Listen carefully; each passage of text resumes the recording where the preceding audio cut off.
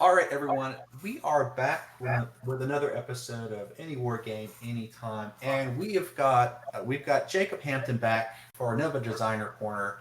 Jacob, so great to have you back. How you doing, man? I'm doing well, keeping busy. Finally, my wife's a teacher, and we got a newborn. So now that she's on summer break, this is my game design time. So Oh, that's really awesome. getting in the swing of things, getting a lot of stuff done. So Very cool. Very cool. Yeah. Yeah. Give it summertime, and we're finding that out, especially with my daughter. Whenever she's finished preschool, yeah, we're seeing what summertime is when you're a parent now. It's well, that's awesome. That's awesome. Sam, how you doing, man? Doing all right, hanging in there, slowly each day by day becoming more of a bitter old man. But that's just the world we live in now. That's right. That's right. Well, myself, I'm doing good. I had a good weekend. Played some games.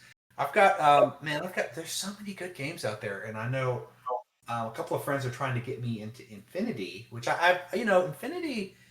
It's always been a game on my radar, but I've just never had the group and never had the people to just push it on me. But I saw some games this past weekend and looked really cool. Looked like an easy thing to get into. So yeah, I think I may just take the plunge, and I think it's a great thing that we're in right now that we have more games that we can play, and I think that's pretty cool. So yeah, yeah. Um, so our last podcast that we dealt with, we thought it was very timely to bring Jacob Hampton back. He's sort of our sort of our continued session, what we're calling a kind of a game designer corner, where we talk about game design. We talk about Jacob, who obviously is a game designer. He's in this industry. Um, I always say all of us sort of fancy ourselves to be game designers, but I think it's good to have a voice like Jacob, who's like he is a professional game designer. So it's good to get his feedback and opinion, so that we all can perhaps be better game designers. So with that in mind, we went to the UK Games Expo. In our last episode, we basically showcased a lot of really cool games that had these strong concepts, that had these designs that sort of complemented the concepts. The games they felt unique, but they also felt easy enough that someone could explain it to you. So we wanted to have Jacob sort of get into some conversations about the power of concept, the power of all these things to think about as a game designer. Like, how do you catch people, Jacob? Even if you have an awesome game, you still have to somehow really you have to get people interested, and it has to almost be pretty quick, right? So, Jacob, maybe just take the floor and just sort of talk about all some of these things that are going on. uh, yeah, that's a really interesting question. How do you use your concept to catch the player? Um, and I think kind of the simple truth is it boils down to your execution on your concept more than the concept itself. In many cases, there's very few basic concepts you could have that wouldn't work. I mean, I tried to think of examples. Like I'm trying to think of examples, and I just can't come up with any. I am like, here's a concept that wouldn't work. It's bakers, and like it's a war game about baking. I'm like, well, wait a minute. Actually, maybe you could do a skirmish game, like kind of like Overcooked. If you've ever played I, that video game, I've, where you have to I've, pl- move around, and it's like, I've, wait, I could make that work. I've Um, I played a game where a board game that was the concept was these it's a fantasy world, but they got tired of big wars. So instead of like having wars to decide like who's the best, right? Everybody it's a beer brewing contest, and so they the whole like it's a resource kind of management game where you're trying to brew different types of alcohol, and then like put them forward to be judged. It was a great game. yeah, Yeah. So that's yes, awesome. cons- co- So uh, yeah. So there's some pretty wacky concepts out there, but if you pull them off right, you can still have a really cool game with. Exactly. So then the question is, okay, if pretty much any concept can work, what do you have to do to make your concept work? Because, like I said, anything well executed that's enjoyable, people will play. I mean, Blood Bowl, when it was a new concept, it seemed weird. It seemed like something people might not want to do. So did fantasy and sci-fi wargaming as a whole. When fantasy and science fiction wargaming were starting to come out, all the historical wargamers who were just what wargaming was for a long time were like, I don't know about this. This seems weird. This seems off. And it's like now bigger than historicals. So, the concept, I think the first thing you have to do to make sure the concept of your game is going to work is it has to work for you. You have to be personally kind of interested in it. And I know seems odd to say. Of course you would think, if you're making a game, but I've seen a lot of designers try to this witches are popular right now. I'm going to make a witch game, but I don't really like witches that much. You're not going to do a good job. So, and for example, I'm not a huge fan of slasher movies. They've just never been my thing. If they are yours, more power to you. But I don't really like them. So if I tried to make a skirmish game where one of you is the slasher and the other is trying to get the victims out, it would be terrible. Because I would not connect with the concept enough myself to bring that connection to the player. That's funny, because this was years ago. I actually, when I was in college, I interned at a game company. And basically this was a game company where it's exactly had that problem where the owners were trying to build games to sort of, oh, look, this is what's popular. Let's sort of reskin and make it. And ultimately it didn't work out. I think exactly for what you're saying, when you aren't personally invested in it, there isn't that passion. And when you're sort of, quote, doing it, because that's what happened in that company I was at. We were building games, but the games, like the whole point of it, so let's make a game that's very similar to what other people are playing. And it just didn't work out. That's interesting that you point that out. Yeah, it's, you make a game for yourself first is kind of one of the mottos of game design that I often go by is when you're making a game, if you don't like it, what's the point? You're not going to make an enjoyable game. If even you don't like it and you built it, your audience is not going to like it. It's just not going to work. I think that's true for a lot of creative endeavors too, right? I mean, it's absolutely. For writing has the same kind of thing. If you're not, if and you can see this play out in entertainment as well. Compare the last several seasons of Game of Thrones versus the first couple, where they were kind of excited about the project, and then by the end, the writers and such were like, okay, we're tired of this, and it shows. Yeah, that can definitely wear at it, and things like that where longevity was their issue there is slightly different. But at the same time, you can't force yourself to do a concept. I mean, a lot of game designers actually try to follow the trend of what is popular in game design, and what I think every indie designer should know is that the trend is established by the first designer to do something good in that style. So if you are extremely into making a game where your witch is brewing potions and you execute it well, maybe potion brewing witches will be the next trend. But if you see the trend as potion brewing witches, you're like, okay, I guess I'll make one of those, but I don't really care about this. That's a good point. It's not going to have that. Yeah, because you can have, there are trends in society, right, and in entertainment, but there's enough of them going on at the same time too that chances are, you're going to be way better off doing something that you personally are interested in. Yeah, because it's got to have the stuff that I have noticed. Competition is so stiff that you can do, like, I remember we going to the UK Games Expo, any con really, and there was racing car destruction games. And there was about 3 or 4 of those different games.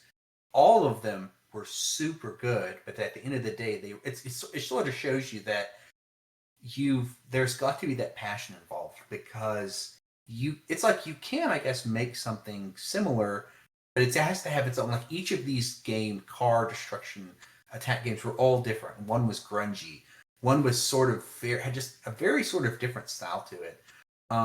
Yeah, I think that's fascinating that you're talking about how sometimes I think, you can correct me if I'm wrong, Jacob, that we sometimes think that the concept is this hard thing, but you're saying it's a lot more the execution of the concept that really is going to be the differentiator, right? Well, and the concept is even softer than people realize, especially thematic concepts.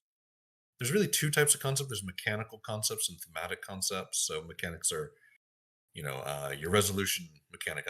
I've developed a poker style resolution mechanic. Let's see how that works. Or I have a unique activation system or sanity mechanic, whatever it is. That's a mechanical concept, but thematic concepts actually shift all the time. Mike Hutchinson is the designer of Gaslands, A Billion Suns. He's a fantastic game designer. He actually is literally writing the textbook on war game design, which is crazy. He got contracted by a textbook company to write that. Oh, that's cool. Well, he has a game that he's putting out soon. I can't remember the name of it, but it's a World War II naval game that's coming out. And when he started design on that, it was a mech battle game. Oh, wow. And I have a game that I started as, it was going to be a fantasy game about feuding families. And like you build your family and like that's your team and you kind of battle it out. And I realized as I was designing it, actually this mechanic and that mechanic I've started to design would work a lot better as a cyberpunk game. And so I've completely shifted from this, feuding families a la Romeo and Juliet. I was even going to have a little thing where one of your characters might go Romeo and Juliet with one of theirs, and now it's like, well, now you're hackers in a cyberpunk world and you're putting together a crew that you don't entirely trust that you might not pay when this is over. So it's like, but some of those concepts, you can see theme-wise completely different, but mechanically the concept is the same. And I think a lot of people have a misconception there about just how fluid the theme is. But if you look at board games, you can actually see it pretty strongly. Aeon's End. You guys know Aeon's End? It's a card game where you play mages living in the underground city of Gravehold. And these horrible monsters keep attacking and you barely fight them off, right? And it's a cooperative game. You fight a giant monster. Well, great game. Love Aeon's End. They just made something called Astronites. Same core mechanic. Same core concepts, except now it's a cartoony science fiction. You're like the space superheroes who go around saving planets from different threats. And it has this very different feel, very different theme. Both work. And mechanically, though, it's very, very much the same with, some minor differences, of course. But that's just kind of what you see. You see it all the time in board games, but when you're designing a war game, you can easily shift that as well. You can have the same mechanics in different themes. Yeah, you talking, it actually just reminded me of Resistance versus Avalon that are, I think they're created by the same company. They basically do the same thing, which is sort of a version of Werewolf, but just with missions. But you're right, I didn't realize that basically Resistance and Avalon are really the same game. I would say the concepts, though, it does reach different people. Certain people like the Arthonian Avalon feel to it, and other people love, which is Resistance, which is more kind of the modern. So the concept clearly is going after different groups. Would you say that's a strategy about taking a game and reskinning it? Yeah. Certainly when you're at the size of company that the company that makes Resistance and Avalon is, that certainly is a tactic. What they're doing is they're taking a game they know is a success, reskinning it to reach a new market, new crowd. So that's kind of above the indie tier of game design, I will say. to do that, but where it shows in the indie tier is less, I would say, um, shifting to a different market and more, as I was designing the feuding family game, I'm making mechanics, I'm making it work, and I'm just like, you know what? This would make more sense to me Uh, in a cyberpunk setting. This, I think, I would click better. I think this mechanic could be elevated to this other level if you had things like long range hacking and firearms instead of knives and rumors. Um, and just the idea of seeing, oh, okay, this concept. This is another thing. You can have a mechanical concept in two different games, but it could be totally different based on the theme. If you have a ranged fighter in a war game and it's the Stone Age, they're throwing a javelin or using a sling, versus if you have it in a sci-fi game, they're firing some hyper advanced rifle that can hit with perfect accuracy. The does the feel con- can be incredibly different, and you can do different mechanics with those. does the Um, thematic concept and the mechanical, like one of the games that has always sort of irked me a little bit is Settlers of Catan. Settlers of Catan is, first of all, I've played it. It's a great game. I mean, nothing against it. But it is, from a theme, does it fit the very brutal nature of Settlers?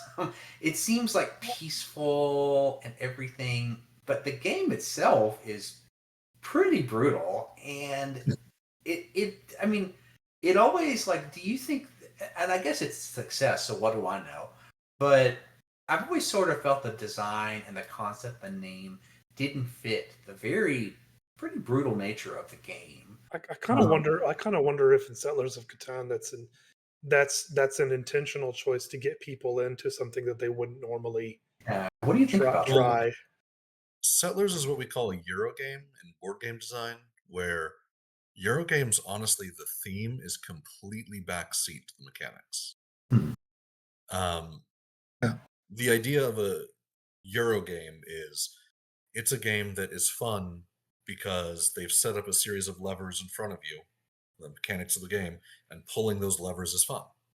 It's fun to see, oh, I do this and this happens, and I do that and that happens, and you just enjoy the game as the game, and you're kind of not even supposed to think of the theme. The theme is just something in the background for the vast majority of Eurogames, whereas the style of game that war games are, that other board games are that are more theme heavy, is sometimes called American style, sometimes called Ameritrash, which is very derogatory. But honestly, the Ameritrash games, as some people call it, I think are some of the best games I've ever played. Yeah. And that's actually what I was going to get to. I talked about mechanical concepts. I talked about thematic concepts. Now I shifted thematic concepts, but in the end, the reason I would shift thematic concept is to better merge the two in the end. Yeah. A good game merges the two. So a way I would think of it is the theme is the hook. When someone's walking by and they see your game, it's like, what's this game about? Oh, this is a cyberpunk game about being a hacker, betraying your team, and doing whatever it takes to get a bigger dollar than the other guy. It's like, okay, that's the hook. The mechanics are what keeps someone at the table. I don't know about you, but I played several games where I saw the theme, I saw the art, and I'm like, this looks awesome. And I sit down and I'm like, this is just kind of just generic. There's nothing interesting. It's just, okay, Yeah, I move. definitely been there before with games, and it's like, okay, this immediately goes on the shelf. Yeah. Not playing this one again. And well, I attend conventions, like go through the game halls. I do see a lot of kind of early game designs. I've played a lot of alpha versions of games where you play it and you're like, well, I mean, I really like your concept, I really like what you're doing, but you didn't lean into your concept enough, or this is just Mordheim with a different skin. And if I wanted Mordheim with a different Mordheim, I'd just go play Mordheim. You know what I mean? This is where you're getting into execution. That the concept, I see what you're doing. You're saying, and it's sort of going back to what you just really started with. The concept is much easier. It's like you said, the execution that's really going to do.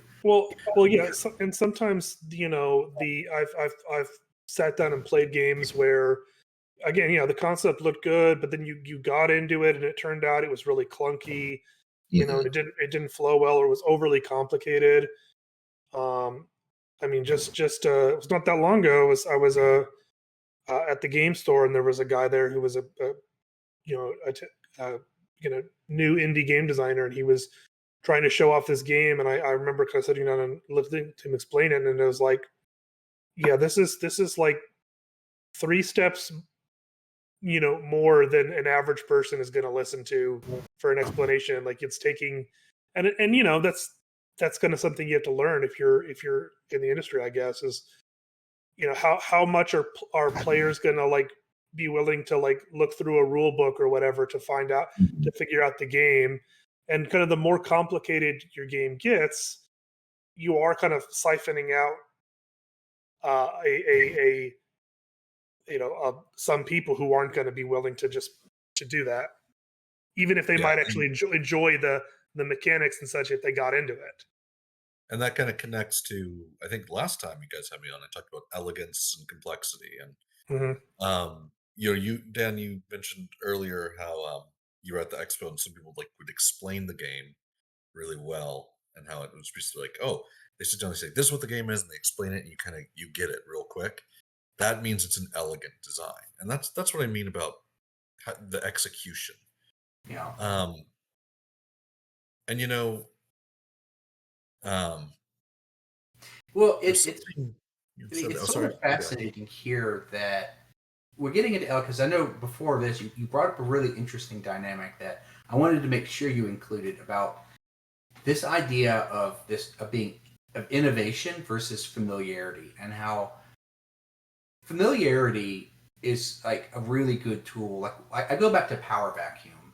Power Vacuum, I haven't played the game, but by telling me that it's a trick-taking game, they've sort of like already, in other words, if you've played Spades or Hearts, you don't need to be taught that. It's sort of like by connecting it to a trick-taking game and tweaking it, they aren't reinventing the wheel, they're adding it. I haven't played Power Vacuum, but I know that it's going to be any person who plays trick-taking and likes them is going to immediately understand the general mechanics, and it's just then playing on their own unique thing. So I guess, is that where more familiarity sort of versus something that's a game that's just completely upends everything? Yeah, so when you're designing a game, you have to innovate to a point. Because if you don't innovate, what is the point of your game? In tabletop role-playing game design, there's something we call fantasy heartbreakers, where a fantasy heartbreaker is you are at the convention, you see someone pitching their new game, and you open it up, and it is just D&D with different playable races and classes. But it still is an RPG with, you pick a race, you pick a class, you have 20 levels, you use a d20, skill checks work the same way, you use variable dice for damage. It's like, this is just D&D. You've barely changed it. You haven't really innovated in the core mechanics. So what is the point of me playing your game when D&D exists? Yeah. And that's, I guess the wargaming equivalent would be something like 40K. If you just make 40K but with different factions, what is the point of me playing your game versus 40K? There's nothing different in it. They don't go anywhere. These games, they're called heartbreakers because the guy put a ton of time into it. Oh, I see. There's a lot of work, blood, sweat, and tears that went into it, and yet at the end of the day, it's not going to go anywhere because it doesn't have anything new. And then meanwhile, like, try to imagine a game that innovates on literally everything. You've never seen a movement system like this before. You've never had force building like this before. It doesn't have resolution like you're used to. The unit types are confusing and new. Attacking works in one way, shooting a different way. Morale is something you've never seen before. It'd be so confusing you'd never get anywhere. If every single mechanic was something new, it's too much. Well, kind of what has been observed, and I can't take credit for this. This is the game design community as a whole has kind of observed this over years of seeing how people play. You kind of should aim for 3, give or take, innovations in a single game. Don't try to reinvent the wheel every time. The wheel works. We've been using it for a long time. Well, a lot of things work. I like that. Now, That's a good thing for us to hear. And I love that you said it. It's a good simple thing to remember. You say 3 innovations. Is that what you're saying? on average, depending on the scale of the innovation. So like Infinity, you mentioned, which I'm actually probably going to be playing you at our club, Dan. So it's a very innovative game. It's got a lot of new things, and yet, if you've played a war game before, you know exactly how movement works. With like a slight thing where they have the split movement stat line, but it's like, oh, I can do 2 actions a turn. That's my first action, my second. That's real simple to learn. It's movement in inches. Determining range, line of sight, quite simple if you've ever played a war game before. You still use points to build a force list, and okay, you have to figure out, oh, this game is 300 points as standard. Cool. But there's nothing unique in that, and yet if you play Infinity, it feels totally different from almost any other game because of the reactive turns that you have. So I don't know if Sam's familiar. So basically, the core idea is whenever you have 2 actions each activation, you do your first one, and then your opponent can react if they have people in line of sight of you, and then you do your second. It's funny you talk about, because I think we've all heard about Infinity for years and years and years. I've always stayed away from it. One, because for better or for worse, I had heard that it was very complex on interactions, and that sort of scared. I think that's another thing. It's like it did sort of scare me away as, oh, do I really want to commit to learning a new game?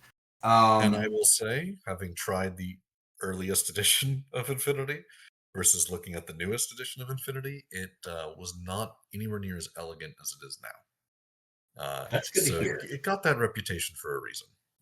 Yeah, okay. That's good to hear, because I didn't play it. That's just I would see people watch it. And yeah, I was like, And that's the thing, going back for me, you mentioned, which is like one-page rules is a good... I think that it hits on something about being one-page rules, and about... I think I last Saturday taught a new person to play one-page rules, and it was his first war game. He was telling me, he was like, this is first time he's ever played any war game. And I was so happy to hear that he had played a game like one-page rules and not 40K. And like, because we kept it small, but he got it. He was playing it, and like the movement system, it was all pretty intuitive. I think combat got a little complicated for him, but in other words, he played the game, and like by the end of the turn, he just... And I'm saying complicated for a brand new wargamer is saying a lot. Yeah. Right?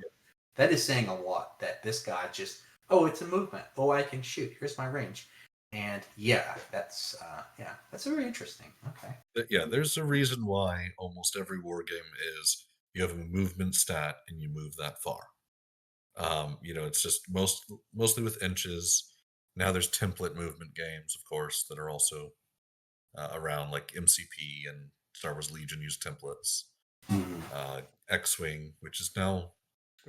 Now, X-Wing and Armada are well, we're gonna have to do an episode where we talk. They've been on the but it's still a big... That's a big development in war games. It is, but X-Wing has sort of been on the downslope for a while. It's true. Yeah, and I think the pandemic just didn't help it out. Is the unfortunate problem. Although I will say, just what I say to everyone, a dead game, as we think of it, is really just a complete game if you enjoy it. The dead games are the best. I mean, I think that I think that the fact that this game is dead, probably with the community taking it over, can be a lot more. I haven't played. Maybe better. I mean, quite honestly, I've heard X-Wing specifically has had balance issues for years. So. I've played Armada a couple times with just a friend, and it was a really fun game, actually. So I kind of... he has a bunch of stuff. I'm hoping I'm telling him, like, wait a couple years and then just pick it all up for cheap, and then we can play together. I've heard better things about Armada than X-Wing, which I heard the power, like the power creep, just got sort of insane pretty fast on that. I played the first edition of X-Wing, and when they shifted to second, I feel like there was a sudden shift towards power creep being a regular thing. Yeah. It's not like the edition is the downfall, but at the same time, that's when they kind of took on a different idea of how to design expansions. And that's definitely this is something definitely the big companies can do, not the little indie guys, is when they release an expansion, they just do power creep because they know then you'll have to buy the new stuff. Yeah, this is kind of one of the things that killed Mage Knight way back in the day, which is for both Dan and me, it was our first introduction to wargaming, and it's a game that we still enjoy to break out every so often and play because it's a really good game. Love They the just game. kind of killed it with Yeah. adding a bunch of stuff and making things more complicated and printing too much. Well, it's funny that we talk about Mage Knight because I had heard this is what made me play Infinity. Infinity does seem to have a limited activation system like Mage Knight, where you basically don't activate everything a turn. You sort of have this certain level of, I think, like command points where you're not activating everything, which I don't know that, but that's what I was told, which is sounding interesting. The way the Infinity one works is each soldier generates an order for your pool, essentially. It's a little more than this, but let's just get into the basics. But you can give those orders to whoever you want. So you can have, if you have 10 guys, you can have one guy act 10 times. Yeah. Or you can have each guy act once. Or anywhere Very between. similar system to very similar. Mage Knight has more restraints on it, so yeah, but very similar system. Well, so that is so. It's funny you kind of bring all this up. So because we're talking about longevity in a game, and let's say it this way.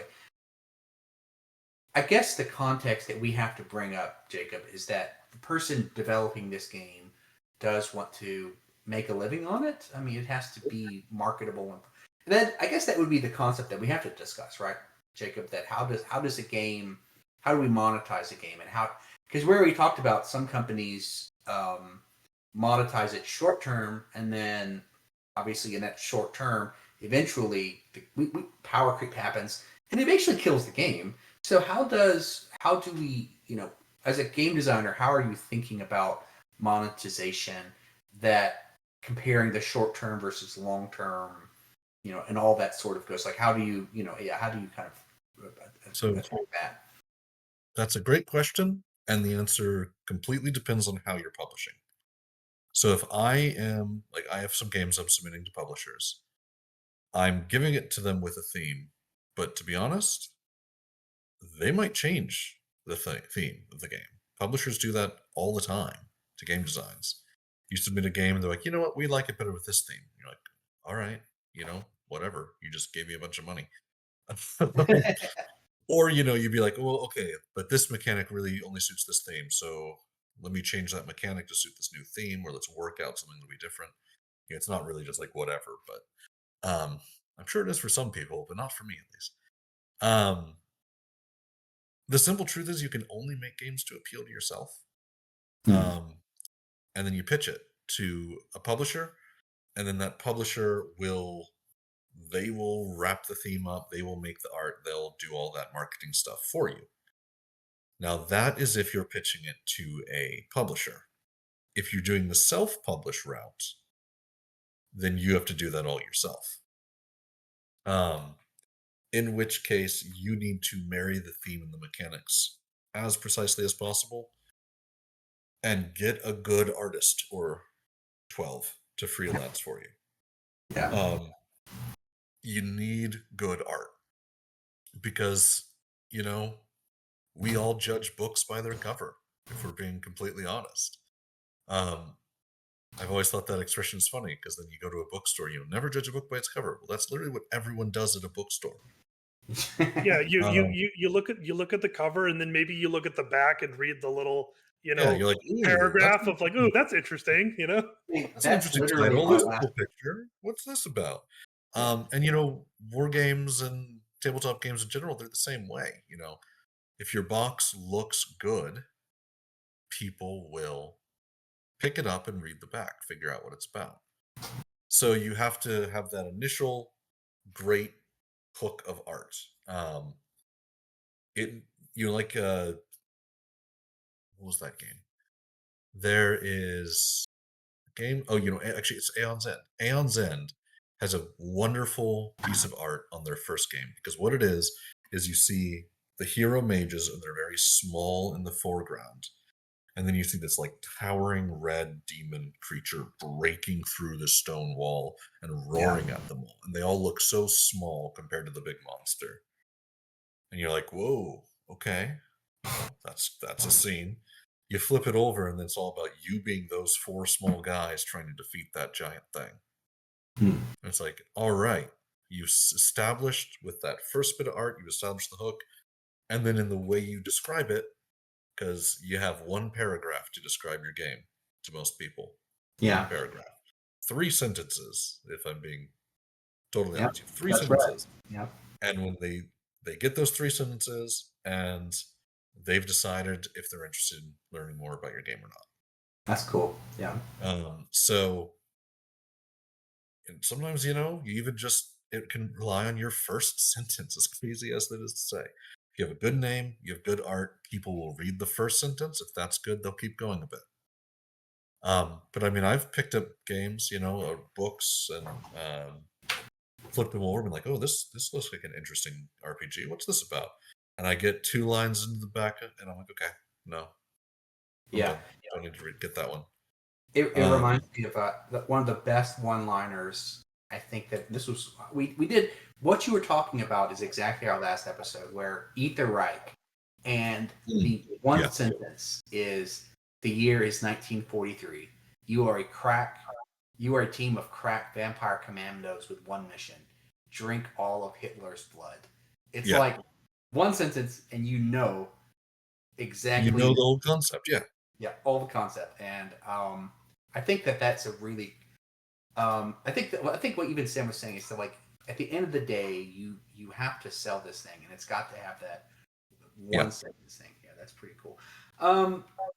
So I guess with all this, like there's this thing about, but it sounds like uniqueness. When we're talking, it has to be unique, but it can't be too unique, right? And it's finding that balance between. Yeah. I mean, as a designer, I actually don't like the word unique. Unique is overrated. That's my hot take here. Because, that game I mentioned, if you innovate on everything. Let's say you make a truly unique war game. It's not. Nobody will play it. Yeah. No one will play it because it won't be familiar at all. And that's our knee-jerk reaction whenever we want to design something. We want to make something unique. We want to make something truly unique. Well, there's nothing unique you can do. You can innovate, you can improve, and that's what you aim to do. But and a lot of times, I think something that's kind of underrated. Applies to kind of to game design and other creative endeavors.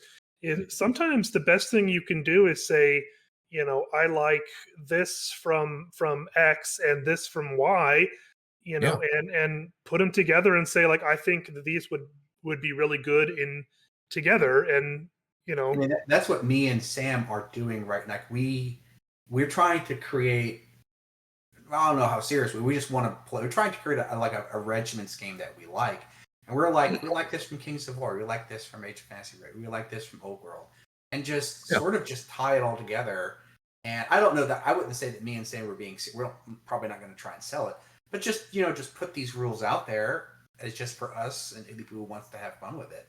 And I know that's our approach to it is just saying, Sam, I don't think we've come up with anything. I think we've just sort of grabbed the best parts in about 3 or 4 different games and just, okay, let's try this out. And that is another way of doing it. You look at a lot of the great inventors and scientists of the past, they didn't invent it from nothing. It didn't just pop out of nowhere. They saw 2 different things and thought, hey, people don't realize how we can combine these things. And sometimes that can be an innovation, is taking, I don't know, the combat system from Star Wars Legion and combining it with the reaction system of Infinity. I don't know if that would work. Maybe it would. Um, who knows? But the idea of just trying to combine things, smash them together, see if they work, is also, I think, a really good game design exercise. Yeah. Even if you are just kind of not going to ever go anywhere with it, just be like, you know what would a game be like if it used this mechanic from game A and that mechanic from game B and combined them? How would that actually feel on the table? Yeah, you know, it's funny because I wanted to get you on too because when I kept on imagining as we're going through these different games in the UK Games Echo, I imagined Headball would fit right into this. I'm just imagining there's this like you described it so well. Like I love, and I'm just continuing to encourage you to like I can't wait for Headball. I want a Headball because Yeah, we're your headball, built-in fan base here already. it's true. Like I imagine Yeah. there's just like you said, there's a stand and there's Headball and there's this person dunking another person's bloody head and like the people are just like crowding around. I don't know. At least you've got a couple of fans at the release. Well, so we might be doing some early beta playtesting this month. So if I'll let you guys know, it might not be till July, but my July is booked with SDCC. I'm going to be going and pushing my games there. So you'll get to see my RPG there, and I also have a board game that is hopefully coming out soon. Well, card game really, but we'll put this in the link. Can you tell us where you're going, just in case people? We'll put it in the link as well. Can you? Absolutely. Yeah, I'm going to San Diego Comic-Con. So San Diego Comic-Con is in July. You guys know SDCC. If you know about it, you could figure out where it is and when it is. But I will be in the game room. You can find me because I have glasses and long hair, which doesn't narrow me down much in the game design world, actually. But I will be next to a giant sign that says Freelancers. We have a 6-foot banner. That's awesome. So, is that, and as well? Yeah. Go ahead. Of a 3.5-foot statue of a character from the game who is 3.5 feet tall. So life-size statue. Oh, that's cool. So, any games that have been on your radar as far as something that you've given us some criteria. Any games? Maybe give a couple that have just been on your radar that you think are just really, really fascinating. Ooh, that's a good question. I have been starting to look into Infinity again. Just like you, there's kind of a surge in popularity in Infinity in our local scene. So It's starting bigger to look than into that. I really like its reaction system. I think that's a fascinating mechanic. It is definitely a complex game. The way they do the different equipment. For example, there's something called the multi-spectrum visor. And you might have, or MSV as people call it, oh, you have MSV2. Well, I have MSV3. This character only has MSV1. And it's like, oh, geez, those are 3 different things. And they mean different interactions. And, I'm sure once you play the game, get familiar with it, it'll be simple. But it's kind of that tall order to step into the game. But I think it has a lot of interesting mechanics and will be worth getting through that initial push. I'm gonna go unscripted here. Can you give us a hot take? Steamforge bought War Machine. I know that you're a War Machine guy. So what are you thinking about that? Steamforge getting War Machine. How do you feel about War Machine's future? That's a pretty shocking move. I never would have had. I never would have expected War Machine and Privateer Press to be separate. I figured when one was going down, they were both going down, and I kind of saw that Privateer Press was going down ever since the whole mold issue they had, where I don't know if you know, apparently a bunch of their molds got stolen, which is wild. Which is why you can find Warjacks for extremely cheap on websites like Temu and AliExpress, but they can't produce any more of those classic Warjacks. So that's wild. That is like a nightmare for any game designer to get as big as something like War Machine was. and then not be able to produce your stuff. That just, horror right there. But the original designer left a while ago. He's actually the guy who designed Marvel Crisis Protocol. Oh, I didn't know that. Okay. And Steamforge, they just did a recent post, I think it was today, maybe yesterday, where they posted about who they were and what their plans were, kind of calling it their manifesto, their Iron Kingdom's manifesto. And they start by saying that the guy who runs the company was the very first UK champion of War Machine.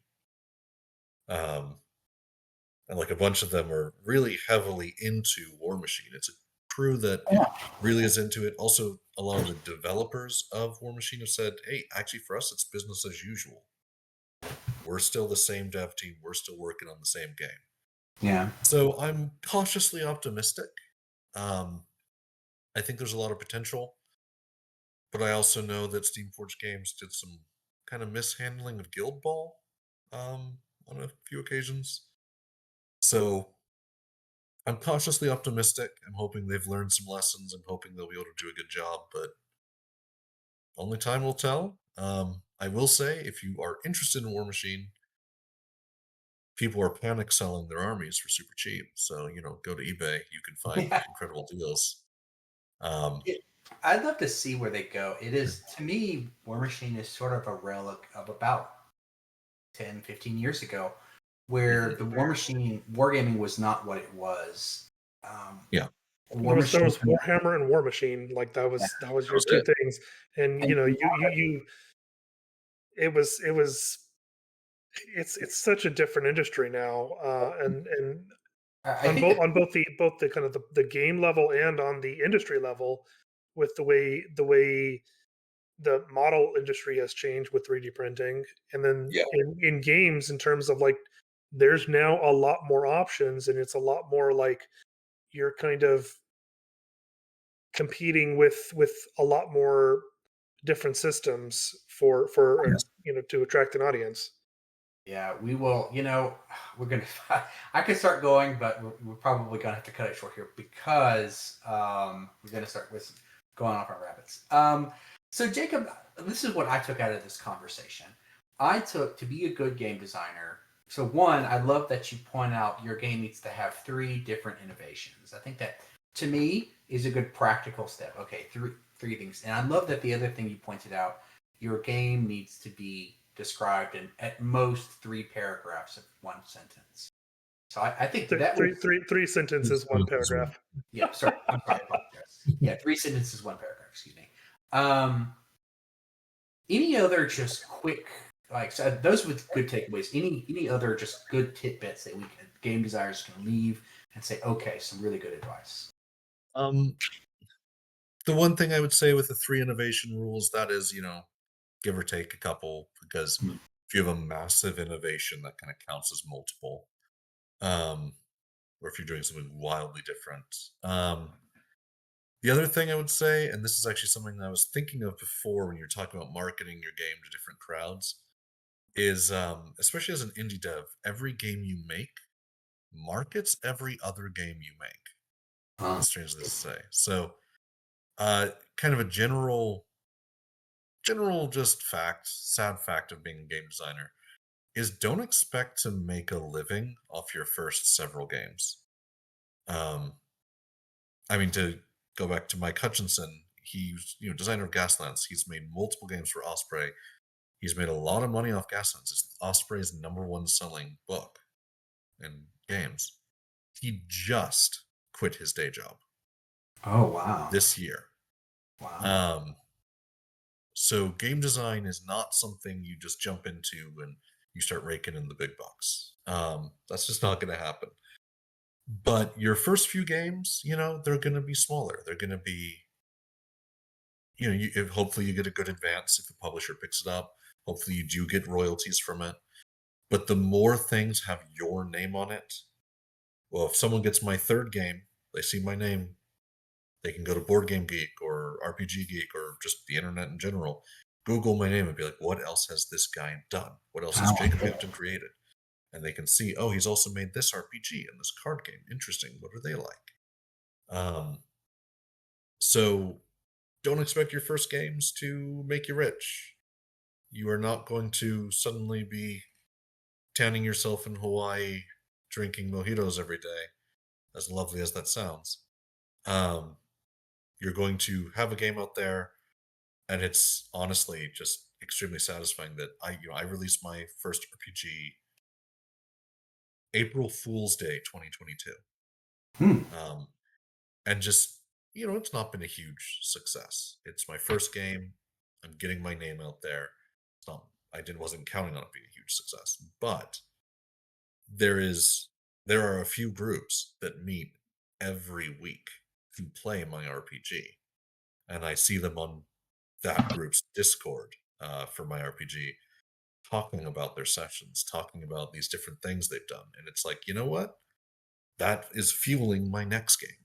Yeah. That is fueling me designing what comes next. So, with any luck, I'm going to be pitching a lot of stuff here. This summer's going to be very busy for me. Hopefully my name will be on some more books and boxes by the end of the year. So, Jacob Hampton, and great to have you back. We'll have you come back, and we would love to just get in that to talk about one, because there's, I probably should have done it, because I'm already starting to want to get into conversations. But Jacob Hampton, thank you, and thank you for giving us some good advice about future games. It really helps us. I think that's really good to hear. Thank you so much, Jacob Hampton, and thank you guys again. Anytime. Thank you for having me on. Yeah, Sam, any last words? Yeah, go where the game is good, folks. Game is good.